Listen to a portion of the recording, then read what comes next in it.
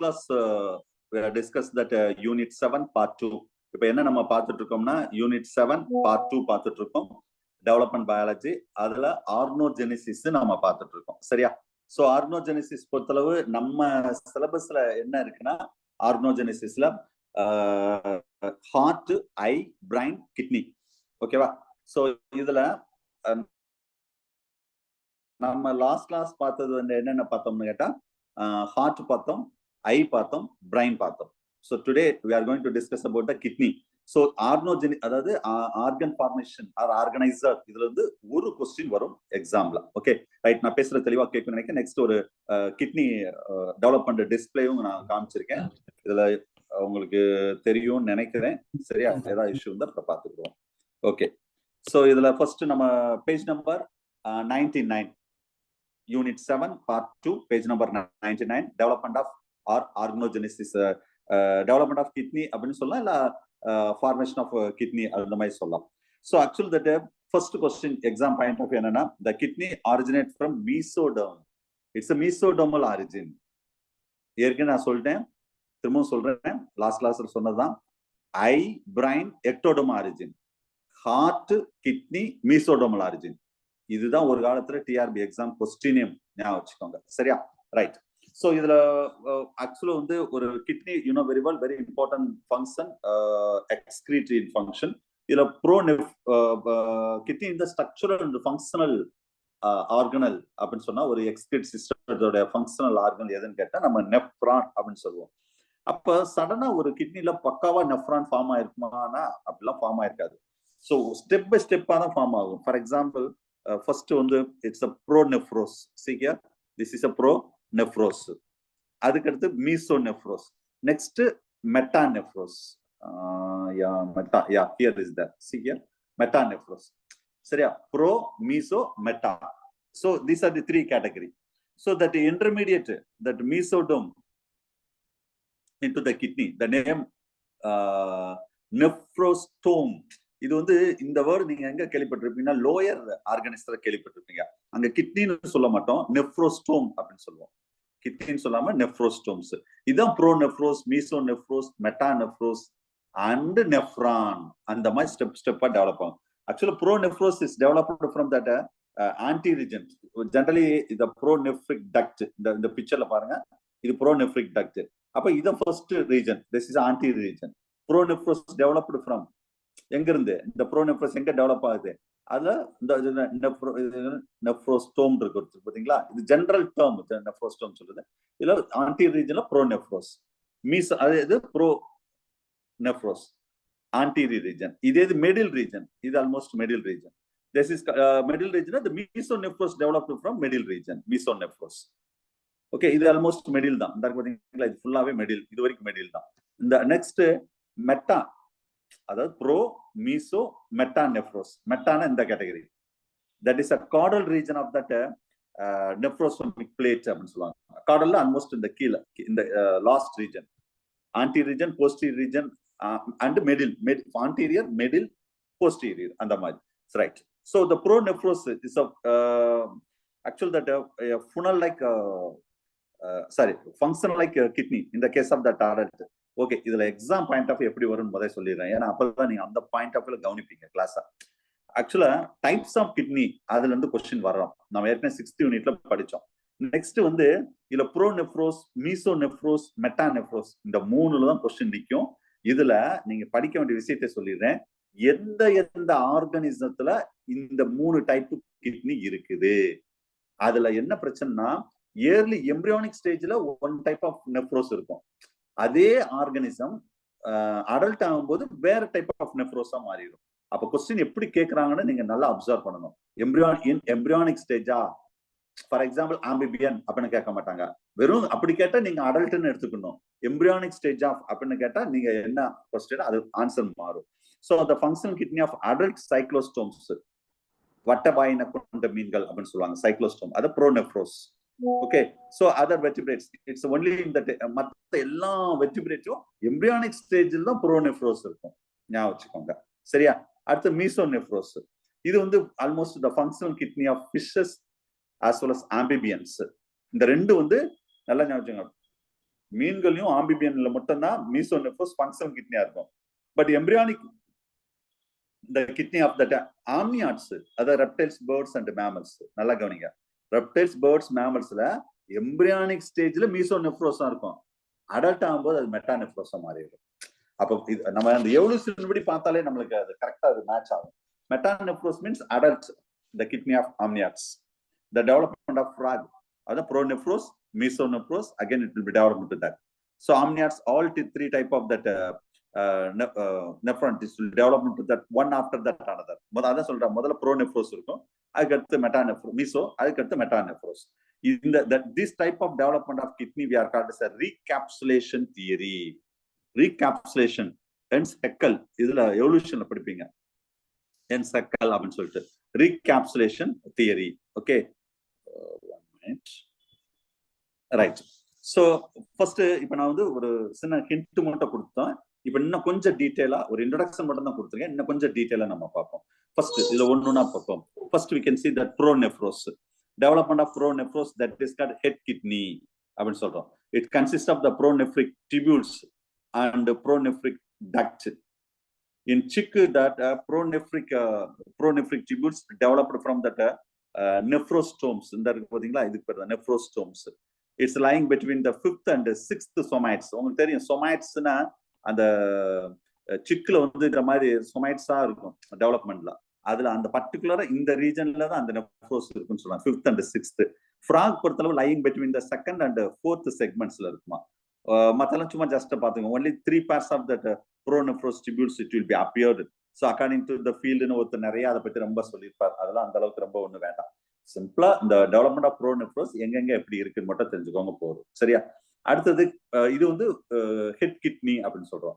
Next mid kidney அப்படின்னா middle. Mid கிட்னினா the development of that mesonephros or nephron எப்படி வேணா சொல்லலாம். ஸோ மீசோநெஃப்ரோஸ் இதுல வந்து சைக்ளோஸ்டோம்ஸ் எக்ஸப்ட் மிக்ஸ்னாய்ன்னு சொல்லக்கூடியது. சரியா? இதுல fishes and amphibians, it's a functional adult kidney வந்து மீசோநெஃப்ரோஸா இருக்குமா. the functional in that embryonic stage. அப்ப கொஞ்சம் யோசிச்சு பாருங்க, இந்த ஃபிஷஸ் ஆம்பிபியன் அடுத்து தானே மற்ற இதெல்லாம் வரும், reptiles, birds, mammals.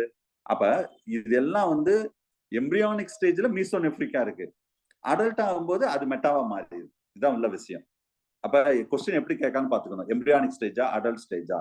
In chick, the mesonephric tubules, it will develop from that the region of 13th and 13வது 30வது somites அங்கதான் இருக்குமா. ஃப்ராக் பொறுத்தளவு 7th and 12th செக்மெண்ட்ல இருக்கும் அப்படின்னு சொல்றாங்க. சரியா? close to the nephrostomes, each mesonephric tubules it will develop that a cup-like structure. கொஞ்சம் இந்த படத்தை பாருங்க, இங்க மேல வந்து நெஃப்ரோஸ்டோம் இந்த மாதிரி கொடுத்துருக்கு. இது முதல்ல அப்படி ஒரு கப்பு மாதிரி ஃபார்ம் ஆகுது பாருங்க, சின்ன கப்பு மாதிரி. இப்ப அது வந்து ப்ரோல கூட அவ்வளவா இருக்காது. அந்த மீசோ வரும்போது இந்த ஒரு டிக் அடிக்க பாருங்க, இந்த இடத்துல பாருங்க அப்படியே ஒரு பௌமான் கேப்சூல் மாதிரி ஃபார்ம் ஆகுது பாத்தீங்களா. அது சின்ன கப்பு மாதிரி ஃபார்ம் ஆகும். That cup-like structure we are called as a Bowman capsule. Pronephros-ல அது நம்ம இந்த இது pronephros, இந்த இடத்துல pronephros பாருங்க, அது டிஸப்பியர் ஆயிருது. ஏன்னா மீசோநெஃப்ரோஸ் வரும்போது pronephros டிஸப்பியர் ஆகுது. ஒரு cup-like structures are formed. That cup we are called as a Bowman capsule. So you know very well that இந்த கப் மாதிரி இந்த மாதிரி ஃபார்ம் ஆகுறதுல அடுத்தது you know very well lot of a bunch of capillaries. Okay, that is we are called as a glomerulus. Network of capillaries we are called as a, இதுக்கு பேர் என்னது, glomerulus.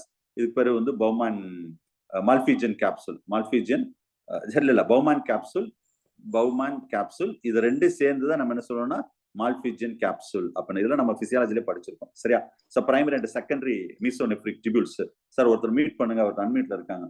மீசோநெஃப்ரிக் duct and Wolffian duct from that collecting duct. இது வந்து ஏற்கனவே சொல்றதுதான். இதுல வந்து நம்ம அடுத்ததுல நெஃப்ரான் மாதிரி, நெஃப்ரானா பெர்ஃபெக்ட் நெஃப்ரானா இருக்காது மீசோநெஃப்ரிக்ல.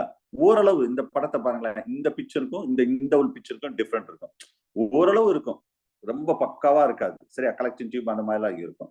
Right. So next metanephros, development of metanephros. இது வந்து functional kidney of adult of amniotes. It has that dual in origin. One part will be developed from the mesonephric duct. ஒன்னு வந்து mesonephric ductல இருந்து develop ஆகுமா. Other part develop into the nephrostomes. அந்த முதல்ல சொன்ன பாத்தீங்களா, அந்த nephrostomes இதுல இருந்து டெவலப் ஆகும்னு சொல்றாங்க. அண்ட் இதுல ஏன்னா இதுல பௌமான் கேப்சூல் இருக்கணும், அது மாதிரி கலெக்டிங் டியூப்ஸ், அதாவது டியூப்லார் ரீஜன்ஸ் எல்லாமே வரும். பக்கா நெஃப்ரானா இருக்கானா. அப்ப the ureter and the pelvis and the collecting duct, that everything is developed from that mesonephric duct. And the distal end of that metanephric diverticulums, it's enlarged to the form of the feature pelvis region of the kidney. Okay, pelvis region kidney oda structure சொல்லுவாங்க. pelvis ல two major branches, anterior and main anterior major calyx and posterior minor calyx, and ஒரு kidney structure ல இருக்கும். each major calyx again will sir ஒரு meet பண்ணுங்க, அவர் தேவலாம் unmute ஆயிருக்காங்க பாருங்க. So here that minor cycles will be takes place, and development of that இது அப்படி கொஞ்சமா டெவலப் ஆகி கலெக்டிங் டியூப்ஸ் வந்து டெவலப் ஆகும். சரியா, இது ஒரு நார்மலா இந்த இடத்துல வந்து கிட்னி வந்து பக்காவா கொஞ்சமா டெவலப் ஆகி எக்ஸாக்டா ஒரு கிட்னி மாதிரி இந்த இடத்துல ஃபார்ம் ஆயிரும் அப்படின்னு சொல்றாங்க. சரியா, so these are the important points regarding to that. Okay, so இதுல கிட்னி பொறுத்தவரை இவ்வளவுதான். மெயினா வந்து ப்ரோ, மீசோ, மெட்டா, அவ்வளவுதான். வேற ஒண்ணு இதுல பெருசா ஒண்ணு கேட்க மாட்டாங்க. கொஸ்டின் கேட்டா அந்த எக்ஸாம்பிள்ஸ் மட்டும் எங்கெங்க எப்படி இருக்கு அப்படின்னு மட்டும் நீங்க பாருங்க போதும். சரியா, ரைட். ஸோ நெக்ஸ்ட் அடுத்த டாபிக் என்ன பார்க்க போறோம்னா, நெக்ஸ்ட் டாபிக் வந்து எக்ஸ்ட்ரா எம்பிரியானிக் மெம்பரைன், அதாவது ஃபீட்டல் மெம்பரைன்ஸ் சொல்லக்கூடியது எக்ஸ்ட்ரா எம்பிரியானிக் மெம்பரைன். மெயினா வந்து இதுல வந்து ஃபீட்டல் மெம்பரைன் தான் எக்ஸ்ட்ரா எம்பிரியானிக் மெம்பரைன் அப்படின்னு நம்ம சொல்லுவோம். Foetal membrane. Okay, excuse me sir. yes sir, zero வின்னரசி அப்படின்றவங்க வின்னரசி அன்மியூட் பண்ணிட்டே இருக்காங்க சார். மியூட் பண்ணா அன்மியூட் பண்ணிட்டே இருக்காங்க சார். வின்னரசி வின்னரசி தான் சார். 28 சார். 28 வின்னரசி. என்ன வேணும் உங்களுக்கு சொல்லுங்க. ஒரு இடம் சொன்னா தெரியாதா, ரிமூவ் பண்ணி விட்டுருவேன். இன்னொரு இடம் நீங்க அன்மியூட் ஆனா ரிமூவ் பண்ணி விட்டுருவேன், ஞாபகம் வச்சுக்கோங்க. சார் எக்ஸ்கியூஸ் சார், எனக்கு டவுட்டுங்க சொல்லுங்க சார். சார் இந்த ஆம்னியோட்னு சொன்னீங்க சார், அதுக்கு எக்ஸாம்பிள் மட்டும் சொல்லிடுங்க சார். எதுங்க சார் ஆம்னியோட்? எனக்கு டவுட்டா இருக்குங்க சார். ஆம்னியாட்ஸா இல்ல அன்ஆம்னியாட்ஸ்? ஆம்னியாட்ஸ் சார் அது வந்து அடல்ட் இது வெர்டிபிரேட்ஸ்ல வரக்கூடிய சார். ஆம்னியாட்ஸ் அன்ஆம்னியாட்ஸ் எல்லாமே. அதாவது எப்படி சொல்றது, அதுக்கு இந்த எம்பிரியானிக் ஸ்டேஜ்லோட நம்ம அதை சொல்லலாம். ஆம்னியாட்ஸ் இதுல வேற ஏதாவது எக்ஸ்பிளேஷன் என்ன சார்? கொடுத்துட்டு இருக்கேன் ஆனா ரெப்டைல்ஸ், பேர்ட்ஸ் எல்லாமே வருமாங்க சார்? ஆமா, அதாவது ஹையர் ஃபுல்லாவே ஆம்னியாட்ஸ் சொல்றோம். இந்த ஃபர்ஸ்ட் யூனிட்ல அது ரொம்ப டீடைலா வரும் சார். ஃபர்ஸ்ட் யூனிட்ல ஓடுடைய முட்டைகளுடைய, அதாவது சிம்பிளா சொன்னா இந்த give to birth to young once, அதாவது குட்டி போடுறது, முட்டை இடுறது, பேசிக்கா சொன்னா அப்படி சொல்லலாம். வின்னரிஸ் மிஸ் நீங்க எதாச்சும் தெரியல. வின்னரிஸ் மிஸ் நீங்க அன்மியூட் ஆயிட்டே இருக்கீங்க, பாத்துக்கோங்க. இன்னும் அன்மியூட்ல தான் சார் இருக்காங்க, அன்மியூட் ஆயிட்டே இருக்காங்க. அதான் நீங்க பாத்துக்கோங்க. இதான் ஃபர்ஸ்ட் கிளாஸ் கிடையாது ஏன் இவ்வளவு? சரி ரைட், ஓகே. என்ன மிஸ்? மறுபடியும் அன்மியூட் ஆயிட்டாங்க சார். ஏதோ வேலை பார்த்துட்டு கிளாஸ்லயே இல்ல போல இருக்கு சார். அதனால அவங்களே தெரியாம அடர்ந்தா இருக்கு. அவனுக்கு தெரியாமயே மியூட் பண்ணிருக்காங்க சார். சரி ஓகே, ஒன்னும் பிரச்சனை இல்ல. அவங்கள வெயிட்டிங் ரூம்ல வச்சுட்டாச்சு. அவங்களாட்ட பேசாம வெயிட்டிங்ல இருக்கட்டும், நோ ப்ராப்ளம். Okay right. சரி, அடுத்தது இந்த foetal membrane sir. Foetal membrane பொறுத்தளவு இதுல ஒரு நிமிஷம். Next placenta and yeah embryonic membrane, that's the fetal membrane. Actually that extra embryonic, page number 103, extra embryonic membrane or the fetal membrane அப்படின்னு சொல்லக்கூடியது. இதுலயும் கொஸ்டின் வந்திருக்கு. லாஸ்ட் இயர் ஒரு டிஆர்ல ஒரு கொஸ்டின் வந்தது. பட் இது நம்ம ஃபெர்டிலைசேஷன்லயே இந்த கொஸ்டின் நம்ம பார்த்துட்டோம். இருந்தாலும் அந்த first line last year TRP question, first line ஞாபகம் வச்சுக்கோங்க. ஓகே, அது ஏற்கனவே லாஸ்ட் இயரே நம்ம இது வந்து நான் முக்கியமானது மட்டும் டைப் அடிச்சிருக்கேன். சிலது ஹேண்ட் ரைட்டான டயக்ராம் வரைஞ்சிருக்கோம், அது நீங்க பாத்துக்கோங்க. During the development the fetal membranes are formed from trophoblast. நான் இது ஏற்கனவே வந்து பிளாசண்டா இம்ப்ளான்டேஷன் ஆஃப் தட் எம்ப்ரியோல சொல்லியிருப்பேன். இம்ப்ளான்டேஷன் ஆஃப் எம்ப்ரியோல ஆக்சுவலா வந்து அது வந்து பிளாஸ்டோசிஸ்ட். இந்த ஆன்சர் இதுவும் ரொம்ப முக்கியமான கொஸ்டின். அந்த யுட்ரஸ்ல இம்ப்ளான்டேஷன் நடக்கிற பேருக்கு பேரு பிளாஸ்டோசிஸ்ட். சரியா, அது இம்ப்ளான்டேஷன் முடிஞ்ச பிறகு அது வந்து பிளாசண்டா எங்க இந்த ஃபார்ம், அந்த எம்பிரியானிக் மெம்பரைன் எங்க ஃபார்ம் ஆகும்னு கேட்பாங்க. ட்ரோபோபிளாஸ்ட் டிஆர்ல கேட்ட கொஸ்டின் நல்லா ஞாபகம் வச்சுக்கோங்க. So the membrane, actually the various function during the development. Actually the fetal membrane, you know very well, mostly respiration, nutrition, excretion and the protection. Actually, 4 important fetal membrane is there. So first, amnion, chorion, allandice, and yolk sac. Okay, right. So ஒவ்வொன்றா இதுல நம்ம பார்ப்போம். amnion, chorion, allandice, yolk sac. Okay, first இதுல நம்ம பார்க்க போறது வந்து yolk sac. இந்த yolk sac. Okay, யார் திரும்ப அவங்க தானா? எஸ் சார், அவங்க தான் சார். அவங்க தான் சார் அன்மியூட் பண்ணிட்டே இருக்காங்க. சார் அவங்க அது மாறி மாறி பேசுங்க. சார் winner அது is miss. சார் அது எப்பயாச்சும் நெட்வொர்க் ப்ராப்ளம் வந்தாக்கா அந்த மாதிரி ஆயிடும் சார். winner is miss பேசுங்க. எவ்வளவு டிஸ்டர்ப் பண்றீங்கன்னு மட்டும் பாருங்க winner is. இல்ல முடியலன்னா கிளாஸ் விட்டு வெளியே எக்ஸிட் ஆயிக்கோங்க. சோ இதுல வந்து amnion, chorion, allantois and yolk sac. Okay, so first இதுல யோக் சாக் தான் நம்ம பாக்குறோம். இதுல ஃபர்ஸ்ட் பாயிண்ட் யோக் சாக் பார்ப்போம். யோக் சாக்னு சொல்றது இதுல நீங்க எக்ஸாம் பாயிண்ட் ஆஃப் வேற என்ன படிக்கணும்னு நான் முதல்ல சொல்லிடுறேன். மொத்தம் 4 இருக்கு பாத்தீங்களா, ஒவ்வொன்னுடைய ரோல் ஃபங்க்ஷன் அதான் ரொம்ப மேக்சிமம் கேட்பாங்க. நெக்ஸ்ட் இந்த இங்க பாருங்களேன், மீசோடோம் அண்ட் எண்டோடோம். அது அவுட்டர் என்னது, இது அவுட்டர், இது இன்னர். ஓகே, நான் இது கொஞ்சம் சரியா உங்களுக்கு அண்டர்ஸ்டாண்ட் ஆகணும். கொஞ்சம் அங்க நான் பேஜ் நம்பர் 103 மெட்டீரியல்ல நான் ஹேண்ட் ரைட்டனா எழுதியிருப்பேன். ஓகேவா, அதை வச்சு கொஞ்சம் பைகாட் பண்ணிக்கோங்க. ஒவ்வொன்றுக்கும் அது அவுட்டர் என்னது, இன்னர் என்னது அப்படின்னு சொல்லிட்டு. சரியா, right. It's formed by the splitation of that endoderm and mesoderm. எண்டோடோம்னா இந்த இடத்துல எண்டோடோம் மீசோடோம் இதுதான் வந்து இதுதான் எம்பிரியோ. இந்த எம்பிரியோக்கு கீழே இந்த மாதிரி வருது பாத்தீங்களா, இதுக்கு பேர் தான் யோக் சாக் அப்படின்னு சொல்லக்கூடியது. ஸோ ஆல்மோஸ்ட் இன்னர் எண்டோடோம், அவுட்டர் வந்து மீசோடோம் இருக்கும். ஸோ மெயினா இதோடைய ரோல் என்ன சார் அப்படின்னு கேட்டா, அது யோக்குனா கரு உணவு துகள்கள் அப்படின்னு சொல்லுவோம்.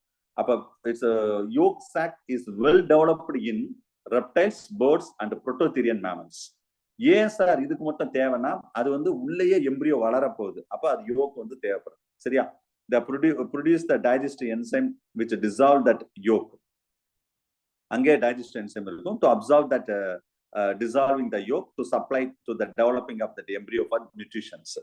Right, it keeps இதோட ரோல் என்னன்னா keep the proper position. அதாவது அந்த மதர் வந்து எந்த பக்கம் படுத்தாலும் சரி, அது அந்த எம்பிரியோ வந்து ஒரு ப்ராப்பர் பொசிஷன் இருக்கிறதுக்கு இந்த யோக் சாக் வந்து ரொம்ப இம்பார்ட்டன்ட். ஓகேவா, ரைட். அடுத்த ரெண்டாவது வந்து ஆம்னியான். ஓகே, செகண்ட் வந்து amnion. That actually that formed by the development of the head. Amnion இந்த பாத்தீங்களா, எதுனா இங்க ஆரம்பிச்சு இது ஃபுல்லா இந்த இடத்துல பாருங்க, இது ஃபுல்லாவே ஆம்னியான். இந்த ஆம்னியானுக்குள்ள என்ன இருக்குன்னா, இந்த கேவிட்டி பேர் ஆம்னியாட்டிக் கேவிட்டி. இதுக்குள்ள ஃப்ளூயிடுக்கு பேர் தான் ஆம்னியாட்டிக் ஃப்ளூயிடு. பேபி வந்து தண்ணியிலேயே இருக்குதுன்னு சொல்றாங்க பாத்தீங்களா, இந்த ஃப்ளூயிடு தான் பேபி ஃபுல்லாவே இருக்கும், amniotic fluid. So it's a made up of that inner ectodome, outer mesoderm. மெயினா வந்து to protect that embryo from the injury. எம்பிரியோவை ஃபுல்லா எந்த இன்ஜுரி இல்லாம பாதுகாக்கிறது இந்த ஆம்னியாட் பிளஸ் ஆம்னியாட்டிக் ஃப்ளூயிட் தான். அப்ப சப்போஸ் டெலிவரி டயத்திலோட ஃப்ளூயிட் குறைஞ்சிருச்சு, உடனே ஆப்ரேஷன் பண்ணணும் அப்படின்னு சொல்லுவாங்க. ஃப்ளூயிட் அதிகமா இருந்தாலும் பிரச்சனை தான், குறைவாகவும் இருக்கக்கூடாது, அதிகமாகவும் இருக்கக்கூடாது. சரியா, அது கரெக்டா மெயின்டைன் பண்ணணும்னு சொல்லுவாங்க.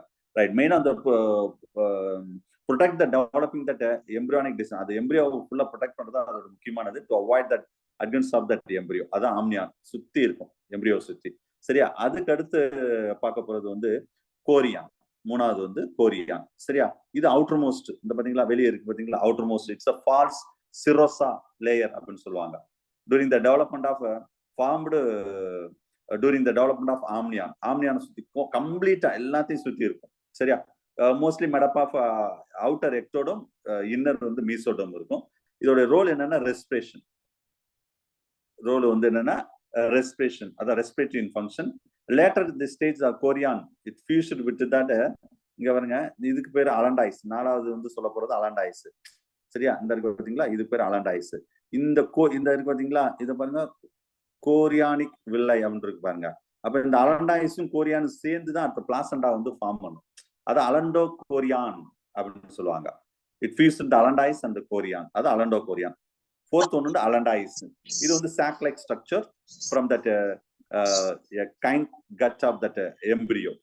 It's formed by that inner endodome, outer mesoderm. Later it stage its fuse. இது சொன்னதே தான். இது வந்து என்ன செய்யும், ஃபியூச்சர்ல வந்து இது அப்படியே ஃபியூஸ் ஆயிரும், கோரியானோட ஃபியூஸ் ஆகி அலண்டோ கோரியானா ஃபார்ம் ஆகும். இது ரெஸ்பிரேட்டரி இன்ஃபங்க்ஷன் அண்ட் எக்ஸ்கிரீட்டரி இன்ஃபங்க்ஷன்ஸ்க்கு இந்த அலண்டாய்ஸ் வந்து ரொம்ப இம்பார்ட்டன்ட். Okay right. ஸோ இதெல்லாம் எக்ஸாம் பாயிண்ட் ஆஃப் நீங்க பார்த்துக்கோங்க. பேஜ் நம்பர் 103 நான் கொடுத்துருக்கேன். அதுக்கடுத்து பேஜ் நம்பர் 104ல அந்த எக்ஸ்ட்ரா பாயிண்ட்னு சொல்லியிருக்கோம் பாத்தீங்களா, அது எல்லாமே டிஃப்ரெண்ட் காம்படிட்டிவ் எக்ஸாம்ல கேட்ட கொஸ்டின் சார். சில பேர் எக்ஸ்ட்ரா பாயிண்ட் சொல்லி அது படிக்காம போயிடுவாங்க. சார் என்னத்தையும் எக்ஸ்ட்ரா பாயிண்ட் கொடுத்துருக்காங்கன்னு. தயவு செய்து நான் எக்ஸ்ட்ரா பாயிண்ட் காம்படிட்டிவ் விண்டோ அந்த மாதிரி எங்கெல்லாம் கொடுத்துருக்கணும் அதை நல்லா படிச்சுக்கோங்க. சரியா? அது டிஃப்ரெண்ட் காம்படிட்டிவ் எக்ஸாம்ல கேட்ட கொஸ்டின் அப்படியே டைப் அடிச்சிருக்கேன், வேற ஒன்றும் கிடையாது. சரியா? ஏன்னா எல்லாமே முக்கியமானது சிஎஸ்ஆர் ரிசல்ட் அந்த மாதிரி சிம்பிள் ஏற்கனவே சொன்னதுதான். நான் இதெல்லாம் உள்ளே சொல்லிட்டேன், இருந்தாலும் திரும்ப ஒரு ரீகால் பண்றேன். Both blastopore and primitive streak it will be act as a organiser. நான் போல்டு பண்ணதான் ஆப்ஷனா இருக்கும். இந்த போல்டு லெட்டரா இருக்கா அதான் ஆப்ஷன். ஏன்னா நான் ஏற்கனவே சொல்லிட்டேன், பிளாஸ்டோபோர்னா dorsal lip of blastopore, ventral lip அது வந்து ஆர்கனைசர் ஆக்ட் பண்ணுது. பிரிமிட்டிவ் சிக்கு பொறுத்தவரை பிரிமிட்டிவ் ஸ்டிக் தான் ஆர்கனைசர். சிக் டெவலப்மெண்ட் தான் ஹான்சன் நோடு, அதான் it's represent by dorsal lip.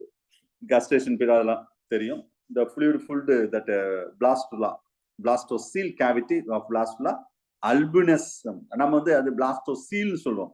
அது இதுவும் கேட்ட கொஸ்டின் தான். அந்த பிளாசண்டா நீ நடத்தல, இது ஹீமோகோரியல் நிறைய எக்ஸாம்ல கேட்ட கொஸ்டின். நீ நடத்துறேன். ஐ மீன் கான்செப்ட் ஆஃப் ஆர்கனைசர் சொன்னாவே ஸ்பீமேன் ஞாபகம் வந்துடணும். நான் ஏற்கனவே சொல்லியிருக்கேன், இவர் எக்ஸ்பெரிமெண்ட்ல நிறைய நம்ம பார்த்தோம். இதுக்காக நோபல் பிரைஸும் அவருக்கு கிடைச்சிருக்கு. சரியா? ரைட். அதே மாதிரி study about that abnormal embryonic development, that is called teratology. I mean one beer your frog zygote cleavage ரொம்ப டீட் பண்ணாங்க. இந்த fetal membrane கடைசி லைன் பாருங்க, லாஸ்ட் TR ல கேட்ட question. fetal membranes are formed by trophoblast. yes இத கேட்கணுமா?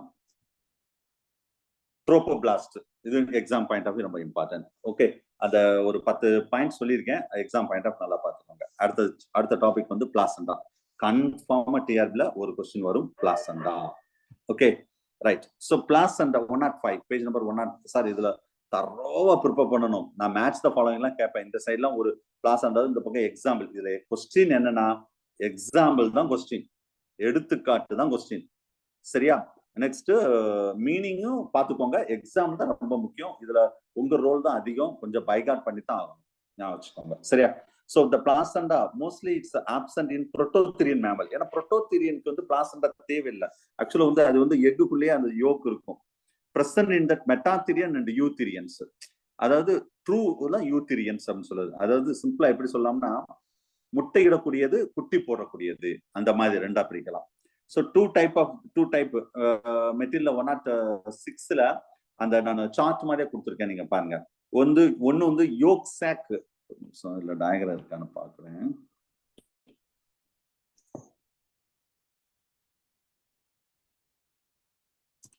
Types of placenta.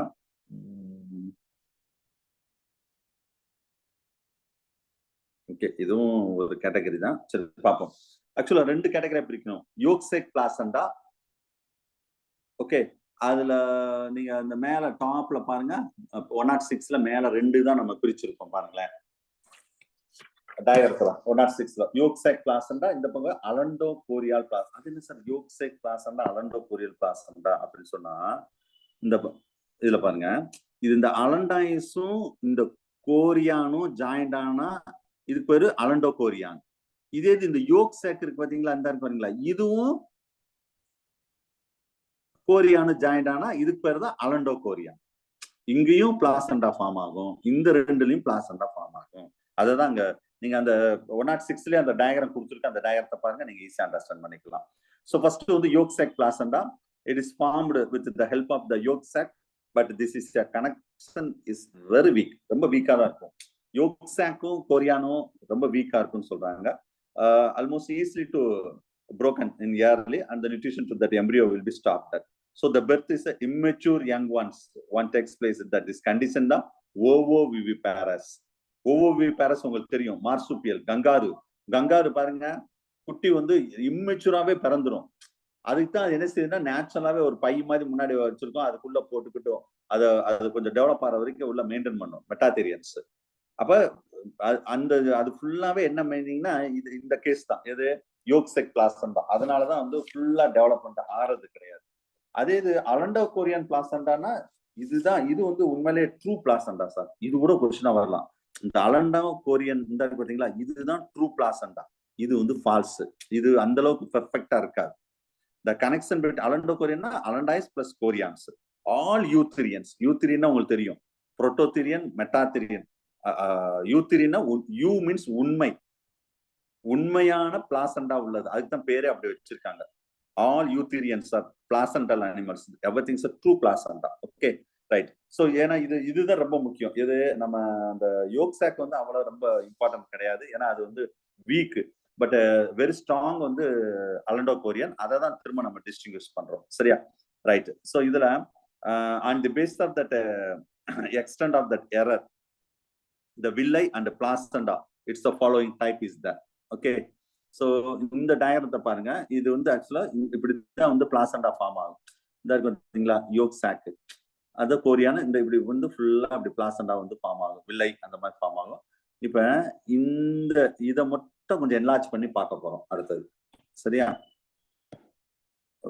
இதுதான் அது.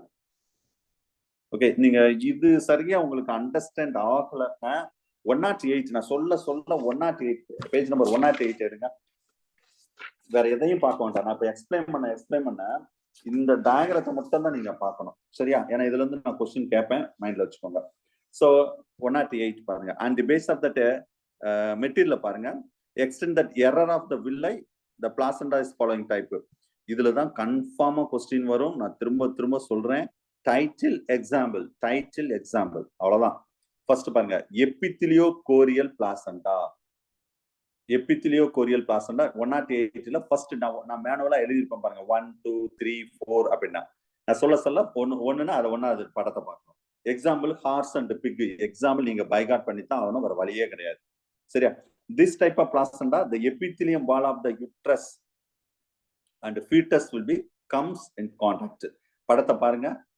அந்த படத்துல இது வந்து இந்த பாருங்க, இது வந்து ஃபியூட்டல் டிஷ்யூ, இது வந்து மெட்டர்னல் டிஷ்யூ. ஃபியூட்டல்னா உங்களுக்கு தெரியும் பேபி, மெட்டர்னல்னா மதர். ஓகே, அந்த ப்ளூ கலர் இருக்குல்ல இந்த படம். அப்ப இந்த ரெண்டையும் வந்து இப்படி ரெண்டும் வந்து ஜாயிண்ட் ஆகுது. அவ்வளவுதான். இந்த மாதிரி இருந்தா இதுக்கு பேரு எபித்திலியோ கோரியல் பிளாசண்டா. மீனிங் தெரிஞ்சுக்கோங்க. இதுல எந்த டேமேஜ், நோ டேமேஜ் இன் வில்லை, எந்த டேமேஜும் இருக்காது. சரியா ரைட். அடுத்தது syndesmochorial placenta. Syndesmochorial example cow, goat, sheep கூட சொல்லலாம். சரியா, இதுல epithelium wall of the uterus is broken. நல்லா கவனிங்க, epithelium wall of the uterus is broken. இதுல நீங்க ரெண்டாவது நான் மெட்டீரியல் பாருங்க. மெட்டீரியல் ரெண்டாவது டயக்ராம், ஃபர்ஸ்ட் டயக்ராத்தை ஸ்டாண்டர்டா வச்சுக்கோங்க. ஃபர்ஸ்ட் டயக்ராத்துக்கு இந்த 6 வித்தியாசம் எல்லாம் படிப்பீங்கல்ல. ஃபர்ஸ்ட் டயக்ராத்துக்கு ரெண்டாவது டயக்ராத்துக்கு என்ன டிஃபரன்ஸ் மட்டும் பாருங்க.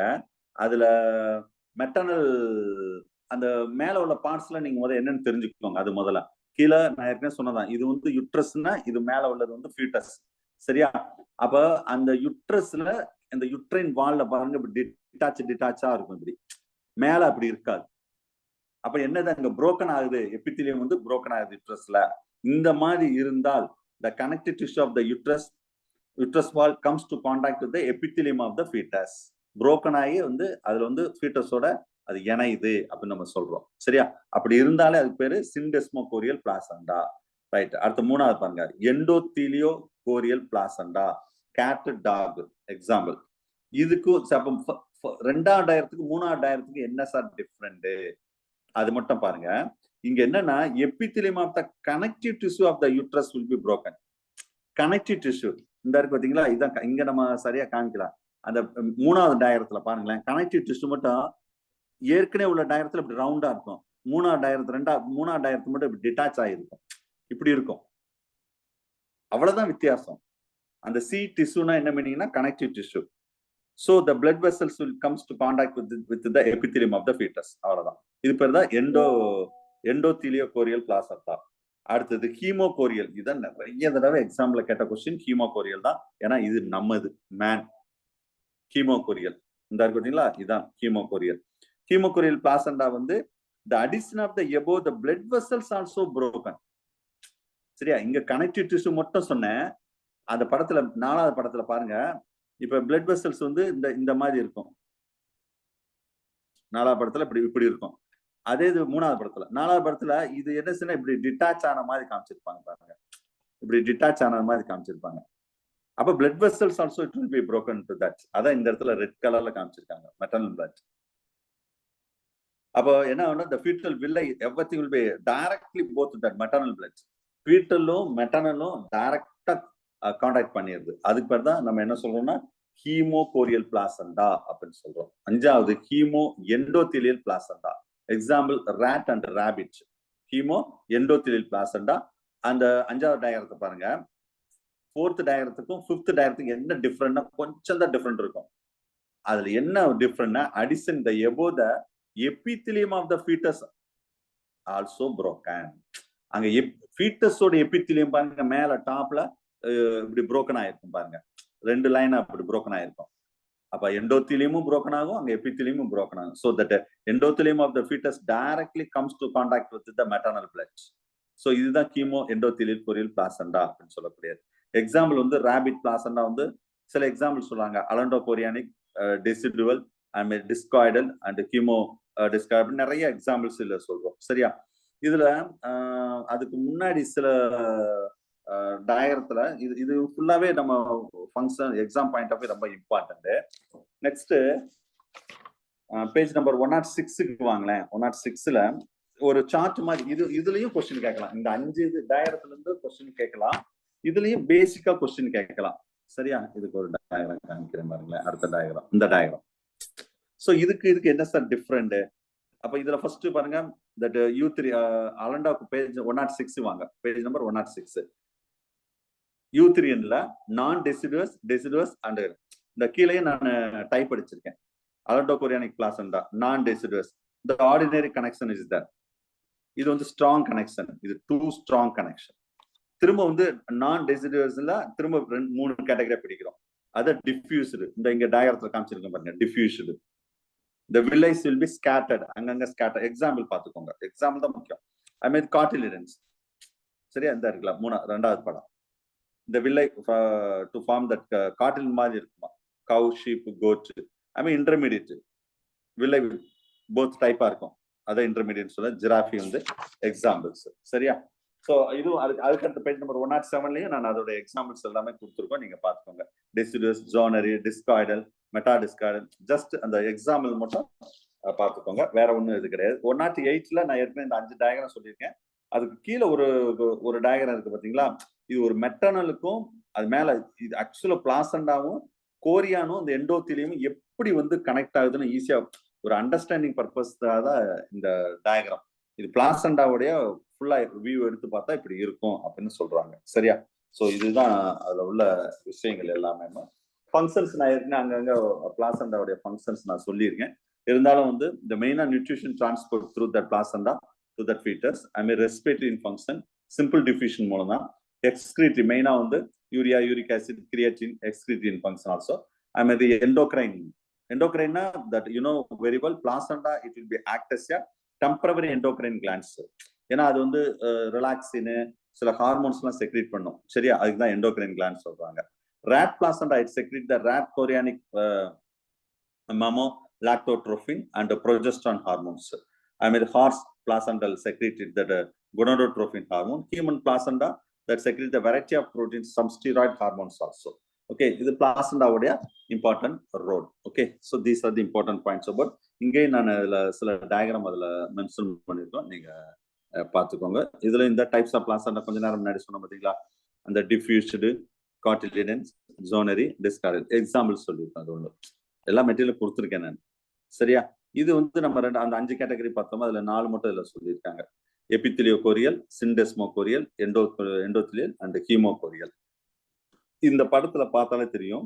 இந்த இது மட்டும் பாருங்களேன். இதுக்கு என்ன டிஃபரன்ஸ்? அந்த இதுதான் நம்ம அங்க பேஜ் நம்பர் 108ல ஒரு டயக்ராமோட நம்ம எக்ஸ்பிளைன் பண்ணியிருக்கோம். சரியா? அது தெரிஞ்சுக்கோங்க. ரைட். அடுத்தது டைட்டில் வந்து செக்ஸ் டிட்டர்மினேஷன். ஆக்சுவலா வந்து இதுல பிளாசண்டாக்கு அடுத்து நம்ம கொனாடல் ஹார்மோன்ஸ் அதெல்லாம் நம்ம ஏற்கனவே 7th யூனிட்ல அந்த ஹார்மோன்ஸ்ல ஒரு டைட்டில் படிச்சுப்போம். அதுக்கு முன்னாடி செக்ஸ் டிட்டர்மினேஷன் உங்களுக்கு தெரியும். இது 5th யூனிட்லயும் வரும். ஆக்சுவலா 46 chromosomes is that sex determination பொறுத்தளவு. லைட்டா சொல்லிடுறேன். பட் 5th யூனிட் வரும்போது செக்ஸ் டிட்டர்மினேஷன் பத்தி நம்ம டீட்டெயிலா பார்ப்போம். இருந்தாலும் இங்கேயே நான் சொல்றேன் நான். Okay right. Okay, sex determination பொறுத்தளவு மொத்தம் நம்மளுக்கு எத்தனைன்னா 46 chromosome is that. Here the 44 autosome plus 2 sex chromosome, that is X and Y chromosome.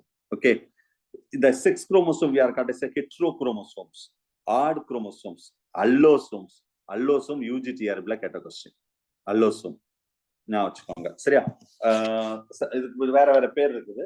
Sex determination இதுல நீங்க எக்ஸாம் பாயிண்ட் ஆஃப் வியூ அந்த செக்ஸ் டிட்டர்மினேஷன்ல எப்ப சார் அந்த பால் நிர்ணயம் செய்யப்படுகிறது? ப்ரோகேமிக் அப்படின்னா the determination before the fertilization. சில கேஸ்ல செக்ஸ் டிட்டர்மினேஷன் வந்து ஃபெர்டிலைசேஷன் முன்னாடியே செக்ஸ் நிர்ணயிச்சிருமா சார்? அதுக்கு பேர் தான் ப்ரோகேமிக் அப்படின்னு சொல்றோம். சின்கேமிக்னா at the time of fertilization. சரியா? இப்ப இந்த ஹேப்ளாய்டு பிளஸ் ஹேப்ளாய்டு ரெண்டு சேர்ந்து டிப்ளாய்டுல அது என்ன டைப் ஆஃப் குரோமோசோம் வருதோ அதை வச்சுட்டு இது என்ன செக்ஸ் நம்ம சொல்றோம். அதான் சின்கேமி. எபிகேமினா after the fertilization the sex will be determined that. Okay, so discover the X chromosome that hanging amnorder. X chromosomes play important role for the sex determination. Was first started by the Maclong அப்படின்னு சொல்லக்கூடிய. இதை பத்தி ரொம்ப டீட்டெயிலா 5th unit genetics ரொம்ப பார்ப்போம். So இதுல sex டிட்டர்மினேஷன்ல நார்மலா உங்களுக்கு தெரியும் XY குரோமோசோம் இருந்தா தட் இஸ் அ மேல், XX குரோமோசோம் இருந்தா that is a female. Okay, இது வந்து பால் குரோமோசோம் 2 homozygous X குரோமோசோம், இது heterozygous X and Y chromosomes அப்படின்னு சொல்றோம். இது நம்ம ஹியூமன்ல ஓகே, பட் இது 12th புக்ல கூட இருக்கும். 12th 11th ஜெனடிக்ஸ் எதுல இருக்கு? 12th தான். எஸ், அதாவது மேல் ஃபீமேல் ஒவ்வொரு மற்ற ஆர்கனிஸ்ட்ல எப்படி இருக்குது இதை கொஞ்சம் நீங்க லைட்டா பார்த்துக்கோங்க. இந்த இடத்துல தேவையில்லை, இருந்தாலும் லைட்டா சொல்லியிருக்கேன். 5th யூனிட்ல ரொம்ப டீட்டெயிலா பார்ப்போம். ஏன்னா அங்க டைட்டிலே செக்ஸ் டிட்டர்மினேஷன் சொல்லிட்டு ஒரு டைட்டிலே இருக்கும். சரியா? இதுல பக், கிராஸ் பாப்பர்ஸ் அது X0 XX, மாத்து, பட்டர்ஃபிளை, மேனு, certain insect, fishes as well as lizards and birds, அதெல்லாம் செக்ஸ் டிட்டர்மினேஷன் டிஃப்ரெண்டா இருக்கும். ஞாபகம் வச்சுக்கோங்க. சரியா? இதை பத்தி நான் ரொம்ப டீட்டெயிலா நான் 5th யூனிட் வரும்போது சொல்றேன். இப்போ லைட்டா தான் நான் ஹிண்ட் தான் கொடுக்குறேன். சரியா? அதுமாரி இந்த கேஸ் ஆஃப் த ட்ரோசோஃபிலா மெலனோகாஸ்டா இருக்கு பாத்தீங்களா, பழப்பூச்சி, அதுல கால்வின் பி பிரிட்ஜஸ் இவர் வந்து ட்ரோசோஃபிலா வந்து செக்ஸ் டிஃப்ரெண்டா நிர்ணயிக்குதுன்னு சொல்றாங்க. அதை பத்தி சொன்னவர் வந்து யாருன்னா கால்வின் பி பிரிட்ஜஸ். அதுக்காக ஒரு தியரி சொல்லுவாரு, genetic balance, gene balance theory for sex determination அப்படின்னா. ஜென்ரலா வந்து ட்ரோசோஃபிலா பொறுத்தளவு நம்ம வந்து இங்க XY குரோமோசோம் சொல்றோம்ல, அவர் வந்து ஒவ்வொன்றுக்கு ஒரு மதிப்பு கொடுத்தாரு. நான் லைட்டா சிம்பிளா சொல்றேன் சார், இதெல்லாம் 5th யூனிட் வரும்போது ரொம்ப டீட்டெயிலா பார்ப்போம். ஆட்டோசோமுக்கு 1ன்னு ஒரு மதிப்பு கொடுக்குறாரு, X குரோமோசோம் 1.5ன்னு கொடுக்காரு, Y chromosome no role for sex determination 0. அப்ப இதை பேஸ் பண்ணி தான் அவர் வந்து அது மேல் ட்ரோசோஃபிலாவா ஃபீமேல் ட்ரோசோஃபிலாவா அப்படின்னா ட்ரோசோஃபிலால செக்ஸ் நிர்ணயிக்குது அப்படின்னு சொல்றாங்க. அந்த செக்ஸ் ரேஷியோ பொறுத்திருக்கு. சரியா? அதுல 1:1 இருந்தா நார்மல் ஃபீமேல், அதே இது 1.5 இருந்தா சூப்பர் ஃபீமேல், 0.67 இருந்தா இன்டர்செக்ஸ், அதுமாதிரி 0.5 இருந்தா மேலு, இந்த மாதிரி ஒவ்வொன்றும் வித்தியாசமா இருக்கும். அப்ப செக்ஸ் நிர்ணயிப்பது even that chromosomes one important role and also the ட்ரோசோஃபிலால அது கொஞ்சம் டிஃப்ரெண்டா நிர்ணயம் செய்யுது அப்படின்னு சொல்றாங்க. இதே இன்னொரு கேஸ் இருக்குது, தட் இஸ் பொனிலியா பிரிடிஸ். சரியா? இந்த பொனிலியா பிரிடிஸ் எப்படின்னா ஆல்மோஸ்ட் இது வந்து ஹெர்மாப்ரோடைட், இது வந்து ஃபீமேல் தான் இப்படி இருக்கும், பெருசா இது ப்ரோபாசிஸ் இருக்கும். மேல் வந்து இருக்குங்களா, மேல் வந்து இந்த ஃபீமேல்ல அந்த யூட்ரஸ் உள்ள இந்த மாதிரி ஒரு சின்ன டாட்ல இருக்கும், இது மேல். அப்ப இதுல இருந்து வரக்கூடிய யங் ஒன்ஸ், இந்த எக் எல்லாம் இருக்கு பாத்தீங்களா, இது ஃபர்ஸ்ட் வெளியே வரும்போது இது வந்து ஆக்சுவலா மெரைன் வேர்ம். பொனிலியா பிரிடிஸ் வந்து மெரைன் வேர்ம். சரியா? ஸோ இது வந்து மேலுன்னு இருக்காது, ஃபீமேலுன்னு இருக்காது, இன்டர்மீடியட் செக்ஸா தான் இருக்கும். எதெல்லாம் இந்த ப்ரோபாசிஸோட அட்டாச் ஆகுதோ அது அப்படியே மைக்ரேட் ஆகி யூட்ரஸ்ல வந்துடும். That everything will develop to the மேல். எதெல்லாம் அட்டாச் ஆகாம இருக்குதோ that everything develop to the female. அப்ப இங்க என்னன்னா environment to determine the sex. இதை சொன்னவர் தான் F. பால்சர். UGTR கேட்ட கொஸ்டின் F. பால்சர். பொனிலியா விரிடிஸ் இது like that sex will B determine அப்படின்னு சொல்றாங்க. சரியா? ரைட். ஸோ நெக்ஸ்ட் சும்மா லைட்டா தான் நான் சொல்றேன், இங்க சும்மா நம்ம செக்ஸ்க்காக சொல்லல, லைட்டா தான் சொல்றேன். ஏன்னா இது நம்ம 5th யூனிட் ரொம்ப டீட்டெயிலா பார்ப்போம். ஓகே, அடுத்தது 110 எடுங்களேன். இது ஏற்கனவே நம்ம 7th யூனிட்ல எண்டோக்ரைனாலஜின்னு ஒரு டாபிக்ல ரொம்ப டீட்டெயிலாக பார்த்துட்டோம். இப்போ லைட்டா நான் ஒரு ஹிண்ட் மட்டும் கொடுக்குறேன். இதுல மெயினா வந்து நம்ம அடுத்த அந்த டைட்டில் என்னன்னு கேட்கணும், கொனாடல் ஹார்மோன்ஸ் அப்படின்னு இருக்கும். கொனாடல் ஹார்மோன்ஸ். இப்போ கொனாடல் ஹார்மோன் செக்ஸ் ஹார்மோன் தான் கொனாடல் ஹார்மோன். அப்ப மேல் செக்ஸ் ஹார்மோன் வந்து ஆண்ட்ரோஜன். ஸோ ஆண்ட்ரோஜன்னா உங்களுக்கு தெரியும் மெயினா இதோட ரோல். இது ஏற்கனவே நம்ம டீட்டெயிலா சொல்லிட்டேன் சார்.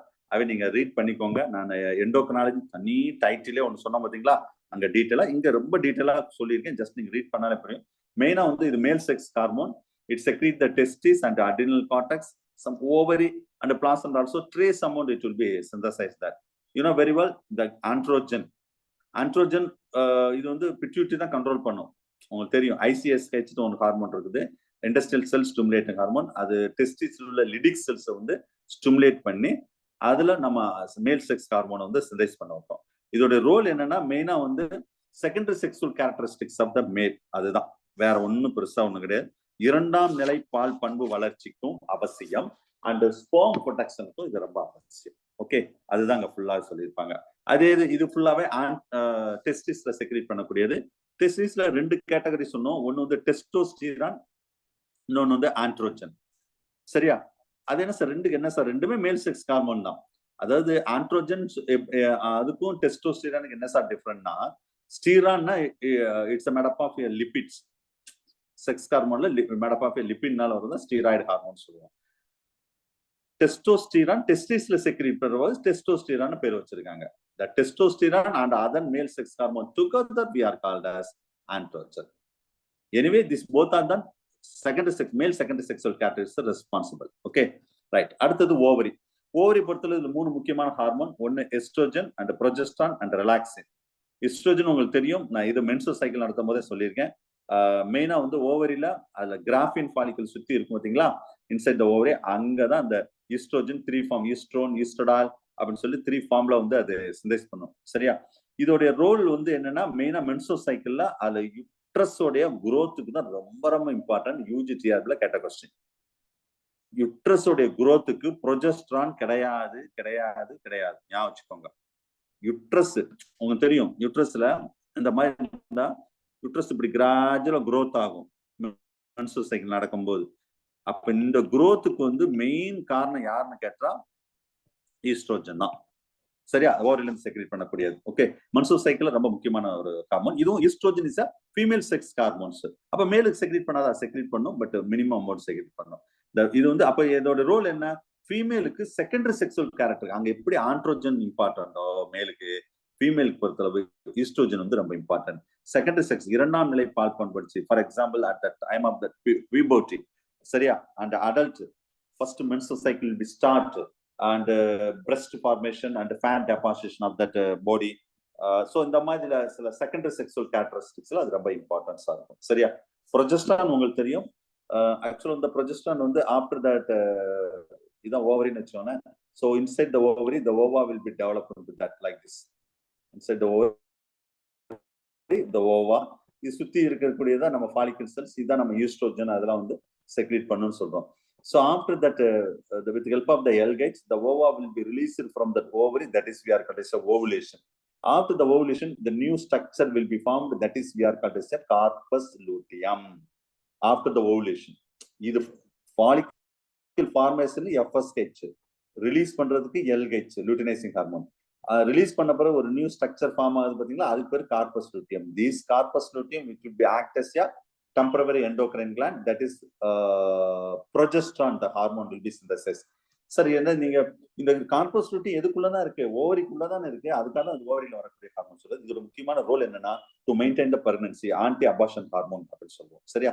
அதே இது திரும்ப வந்து இது கார்பஸ் லூட்டியம் அந்த ஸ்கேர் டிஷ்யூ மாறும். அதுக்கு பேர் தான் கார்பஸ் அல்பிகன்ஸ் அப்படின்னு சொல்லுவோம், கார்பஸ் லூட்டியம். சரியா? And also that ovary, the relaxin also, that hormone at the time of the delivery, that pelvic gates everything will be relaxed into that. Okay, relaxation is ரொம்ப important. அது வந்து breast formation, அது secondary sexual characteristics எல்லாமே அதுல வரக்கூடிய ப்ரொஜெஸ்ட்ரான்ஸ்.